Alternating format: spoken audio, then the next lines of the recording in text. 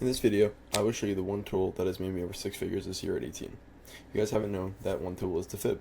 In this video, I'll show you how you can mark out your fib and how you can take trades just like me. Let's get right into it. Here are the fib settings I use. You guys want to copy these. It'll be the 0, the 0.5, the 1, the 7 and 6, 618, 705, 886, and the negative 0.27. In example 1, what do we see price do? We see price leave a low after breaking out of a range. We see price leave a high. So after you mark out your fib, you want to find a reason why these levels are likely to play out. So what do we see? We see we have a 5-minute fair value gap lined up with the 618. We also have a 5-minute order block resting below that 5-minute fair value gap.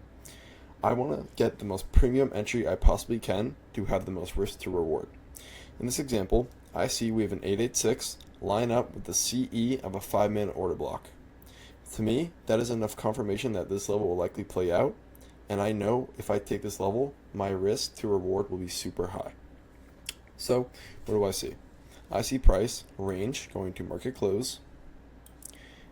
5 minutes going to market close, we break out lower, and going to market open, we leave a prominent high. So, coming to the next day, or Asia session, I want to see price manipulate lower back into this fib to go higher. And what do we see price do?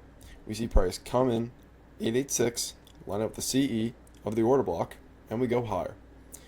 Where can you take this trade to? So first, my break even was this high.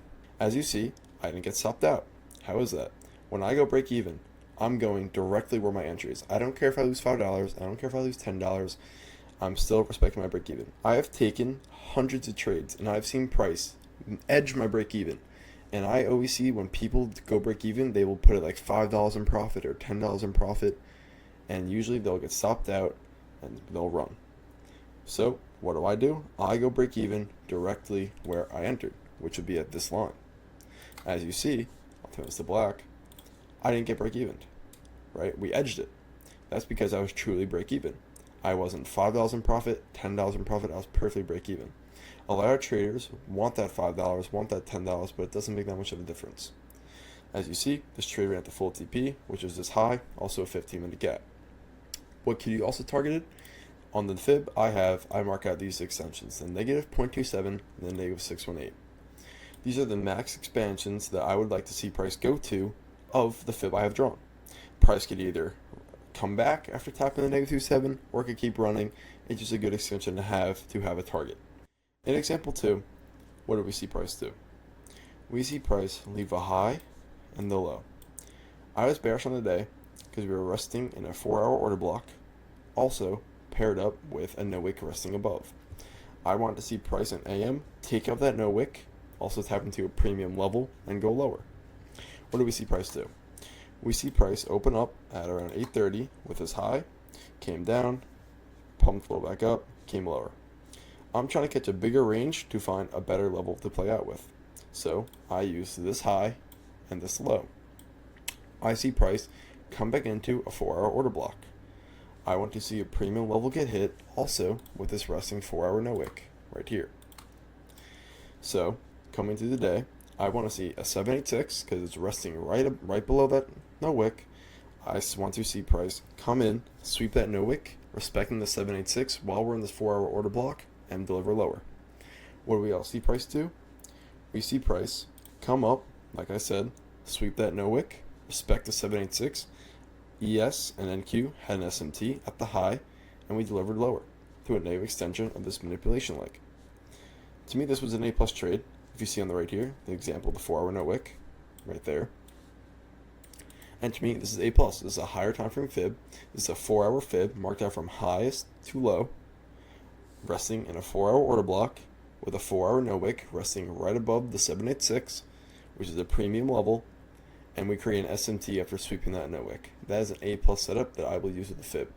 Going to yesterday, we have a fixed range. This is my range I have marked out from this high to this low. This is from Friday, so going even to last week, I have my fib already marked out from high to low. I've been bearish after a lot of people start liquidating the portfolios on NQ and ES to put it into SpaceX IPO, so I'm bearish until then. So coming to the day and the week, I have this fib marked out from this high to this low. What do we also see? A 15-minute order block line up with the 705, one of our premium levels. So, coming into the day, I would like to see us respect this 705 inside this 15-minute order block and deliver lower. This is a simple trade to me. I see we have our fib high to low, our level line up with a POI. So what do we see? We see price create a high, a low, so there mark out your fib from the high to the low because we're bearish, find a POI and take it off the POI. If you miss this entry, what can you do? You can scale down to the 1 minute. From here, what do you want to look for? You could take either the first inversion you see out of here, which you can do a 1 minute, you take this inversion with your stop above the high. With this much volatility, I do recommend micros, risking 40 points, and your target could be this low. So that could be in your first trade if you see respecting the level and you miss the entry. Or you could have took maybe a CIST, change in state here, you respect it, and you take it off of that. That's if you missed the first initial entry from this low to this high, or sorry, from this high to this low. 705 lined with a 50-minute order block. In this example, what do we see?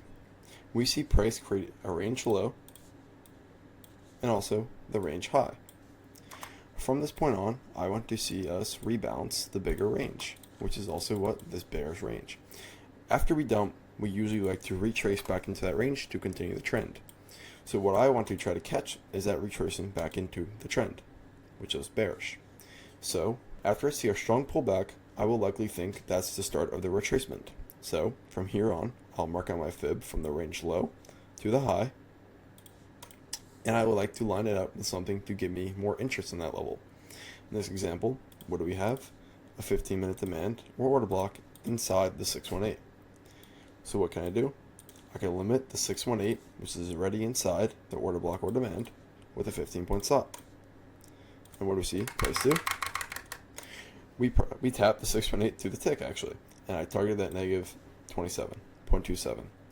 That's a 1 to 30 RR, purely off the fib, and a confluence that can give you an idea that level will work out. You even could have used a 15-minute gap. That'll be the end of the video. If you guys have any questions on how I use the fib, you can join my free Discord and DM me through there, or just simply comment below. I also do run a 2-on-1 mentorship with my partner. That'll also be in the link below. Have a good one.